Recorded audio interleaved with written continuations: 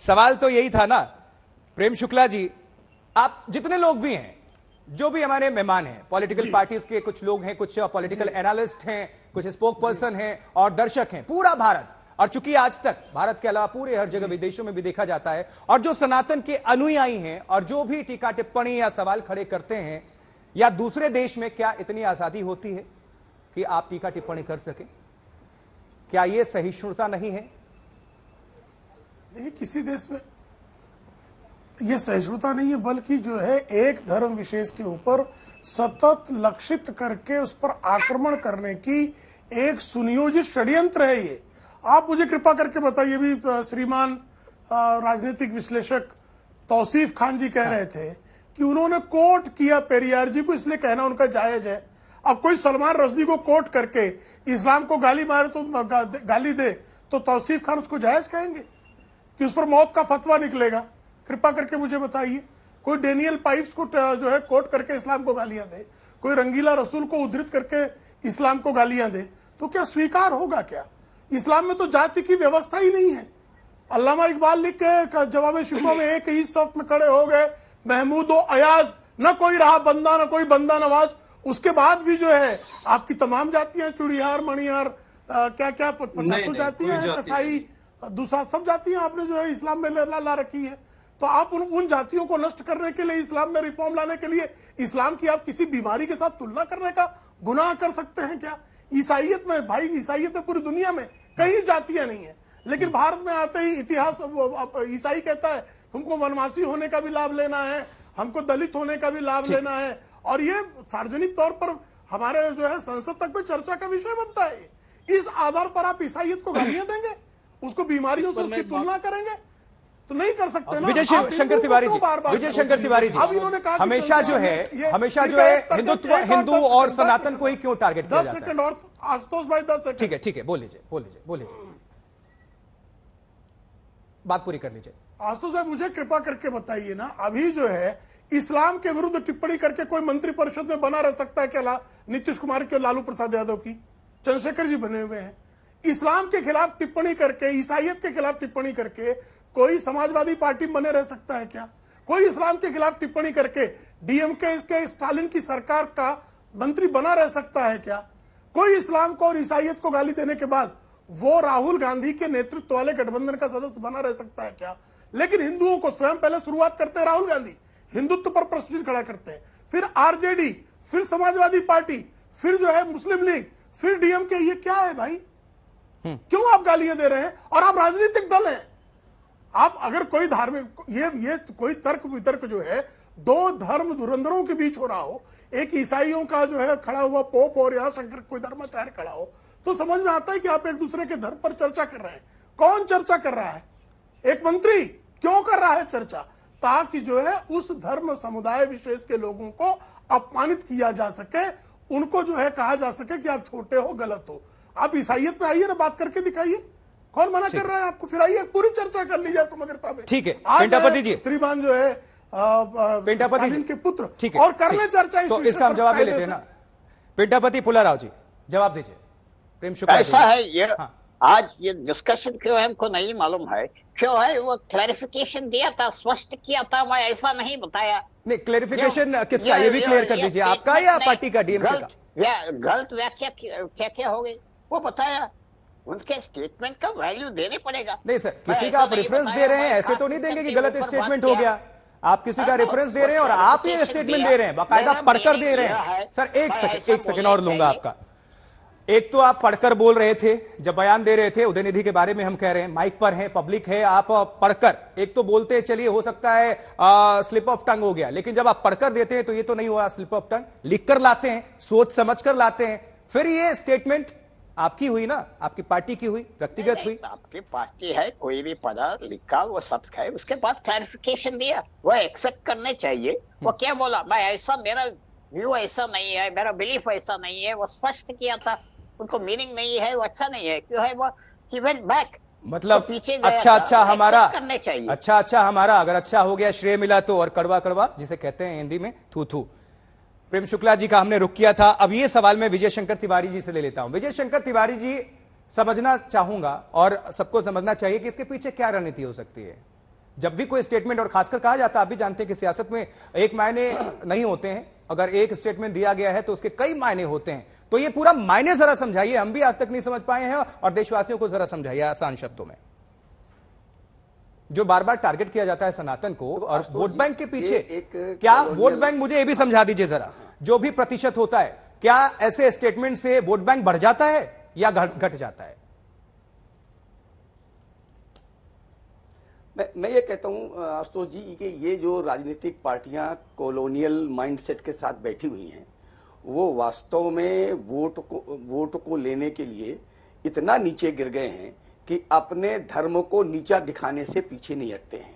Colonial mindset का मतलब यही होता है कि अपने धर्म को कमतर आंक करके सामने दूसरे धर्म को, विदेशी धर्म को उच्च दिखाना।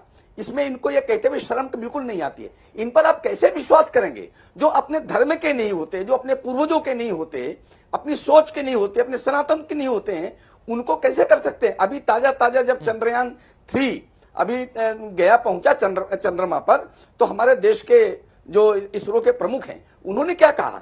उन्होंने अपने आर्ष साहित्य का कहा कि ये सारा ज्ञान हमारे आर्ष साहित्य में है, और अब तक 1947 से लेकर इतने साल तक देश स्वतंत्र रहा, और अभी अपने ही साहित्य को नीचे दिखाने की कोशिश की गई। यही सनातन को नीचे दिखाने की बात होती है।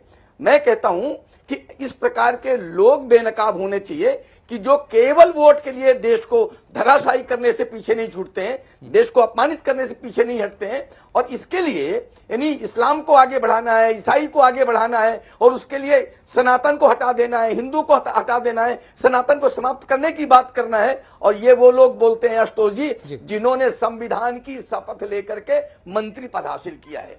मुझे लगता है कि इन ऐसे लोगों पर सुप्रीम कोर्ट को स्वयं संज्ञान लेना चाहिए। ठीक है विजय जी, आते हैं, और एक गीता में कहा गया है, उसको जरा हम रख देते हैं, हम भी रखना चाहेंगे।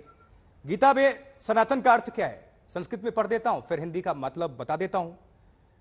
संस्कृत में कहा गया है कि अच्छेदोयम यम दाह्योम यम क्लेदोम शोष्य एवं च नित्यम सर्वगता अस्थारुणम चलोम अयम सनातम सनातः।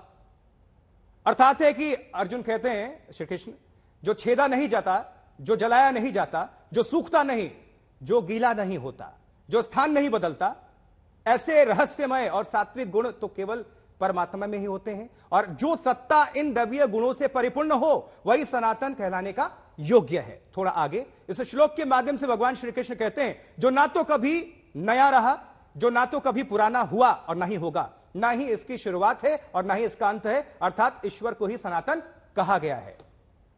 यह तो है मान्य। अब संजय गुप्ता जी शिवसेना, जानकारी मिल रही है संजय गुप्ता जी नहीं है फिलहाल, वो कहीं और जाना था, चले गए। अब यह सवाल तौसीफ अहमद खान, सेना लेकर अनिल साहनी जी लीडर आरजेडी, क्योंकि डिफेंड कर रहे थे, सफाई दे रहे थे। अनिल साहनी जी, ये तो हमने समझा दिया गीता का अर्थ क्या कुछ लिखा गया है, कौन सा श्लोक है, संस्कृत के साथ साथ हिंदी में भी। जरूरत क्या पड़ती है ऐसे स्टेटमेंट्स की, ऐसे जहर भरे स्टेटमेंट्स की जरूरत क्या पड़ती है? मैं ये जानना चाहता हूं सर, बहुत साफगोई के साथ छोटा सा प्रश्न है कि वोट बैंक क्या बढ़ जाता है इससे या घट जाता है? और अगर प्रतिशत परसेंटेज भी निकाल लें, अभी अगर आप लोग तो सर वहां से जातिगत सब कुछ जनगणना भी करा रहे थे, सब कुछ करा रहे हैं, तो कितना डिवाइड हो जाता है, कितना अंतर बढ़ जाता है, और कौन लोग वोट देते हैं और कौन नहीं देते हैं? तो ये सब कुछ ध्यान में होगा, कैलकुलेशन के हिसाब से सब कुछ होता है। तो कैलकुलेशन स्टालिन साहब के बेटे का क्या था आखिर, इसके पीछे क्या गणित थी? देखिए, जहां तक अभी विजय शंकर तिवारी जी जो विश्व हिंदू परिषद के प्रवक्ता हैं अभी बोल रहे थे, तो उनका बहुत गौर से हम सुन रहे थे। ये जो बोल रहे हैं सब गौर से सुन रहे हैं, वोट के लिए किया जा रहा है। अरे वोट के लिए कौन करता है? सबसे ज्यादा वोट के लिए तो आप लोग करते हैं, वोट के लिए तो आप लोग करते हैं। हम तो ऐसे लोगों को, जो दबिश से लोग हैं, जो शोषित हैं, उपेक्षित हैं, जो इस सनातन धर्म के आड़ में, जिनको जैसे मंदिर में नहीं घुसने देते हैं, घोड़ा पर नहीं चढ़ने देते हैं, चप्पल पहनकर नहीं चलने देते थे, तो वैसे उसके लिए हम लोग लड़ाई लड़ रहे हैं। अच्छा। कि आप सनातन धर्म में क्यों नहीं आप सुधार कर रहे हैं? आप सनातन धर्म में क्यों नहीं जो खामियां हैं उसे दूर कर रहे हैं? और कह रहे हैं कि हिंदू होके हिंदू के खिलाफ बोला है। तो क्या अनिल साहनी हिंदू नहीं है? क्या डॉक्टर अनिल सहनी हिंदू के लिए लड़ाई नहीं लड़ सकता है? क्या अनिल सहनी किसी पिछड़ा का, शोषित के, उपेक्षित के, दलित के तिवारी जी कोई अगर बात उठा दिया तो जो है सो वोट के लिए कर दिया? और आप लोग जो दिन रात जो एक करते रहते हैं, एक तरफ करते रहे हैं जय श्री राम जय भीम, हम लोग कहें जय भीम, आप कहिए जय श्री राम, तो क्या होगा इस देश में? इस देश में क्या होगा? जाति जाति के फोड़कर और वोट लेने की राजनीति आप लोग करते हैं। हम लोग आज तक जाति के नाम पर वोट करने का और काम नहीं किया।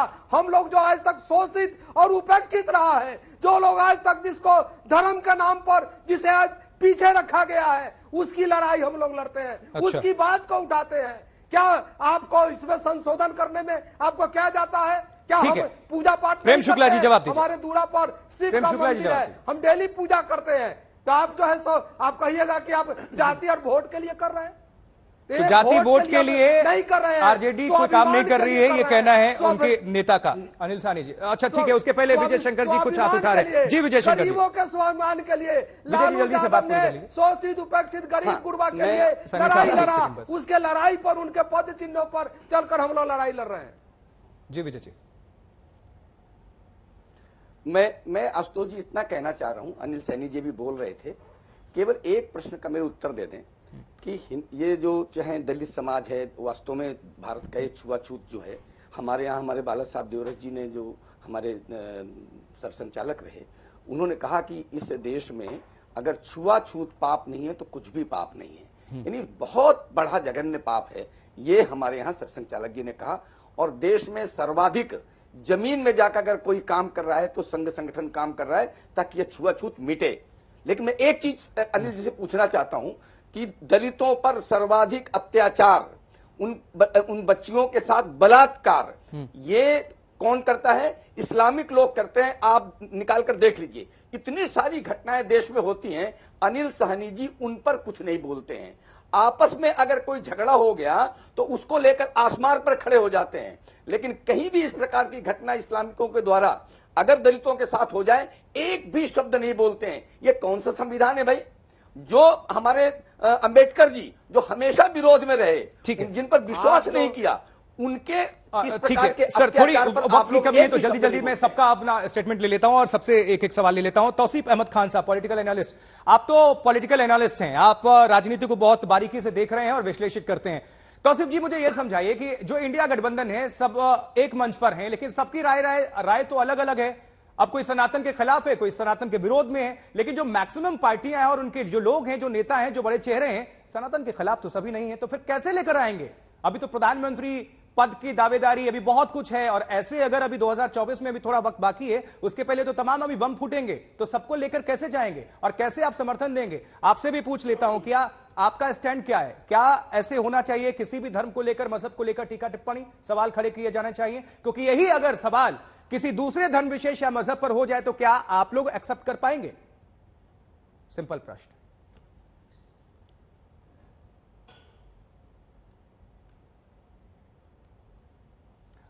अनम्यूट कर लीजिए अपने आप को, आपकी आवाज खुद ही तक जारी होगी। अब बोलिए प्लीज। देखिए आशुतोष, जो भी पॉलिटिकल अलायंस बनता है वो एक पॉलिटिकल पर्पस को अचीव करने के लिए, कि आज इंडिया अलायंस का पॉलिटिकल पर्पस क्या है, वो चाहते हैं कि देश संविधान के तहत चले, और जो लोग इस विचार को से सहमति रखते हैं, जो समझते हैं कि नरेंद्र मोदी की सरकार से देश को भारी नुकसान हुआ है, इकोनॉमी का बेड़ा गर्क हुआ है, प्राइस के चावल, गेहूं, गैस और पेट्रोल का दाम बढ़ा है, वो लोग आज अलायंस में आए हैं। उनका ये क्वालिफिकेशन नहीं है कि तुम्हारा धर्म क्या है और मेरा धर्म क्या है, चलो हम लोग धर्म के बेसिस में कोई एक पॉलिटिकल अलायंस बनाते नहीं। कंडेम करते हैं, धर्म अलग है, पॉलिटिक्स अलग है। कंडेम करते हैं। ये बीजेपी की कोशिश रहती है, इसको आप खंडित करते हैं, पॉलिटिक्स के मुद्दे से हट जाओ, ताकि जो पिछले बैक सीट से जो अदानी को देश खंडित करते हैं, एयरपोर्ट बेच रहे हैं, कंडेम करते हैं, सुन तो लीजिए, आवाज तो जाएगी, चर्चा ना हो। अदानी को सारा कुछ उठा करके बेच दो। आप इसके समर्थन में हैं या इसके विरोध में? जनता को उलझाए रखो धर्म की बातों से। तौसीफ अहमद खान जी, आप इसके समर्थन में हैं या विरोध में? जल्दी से हाँ या ना सर बोलिए ना, लास्ट का 1 मिनट है प्लीज।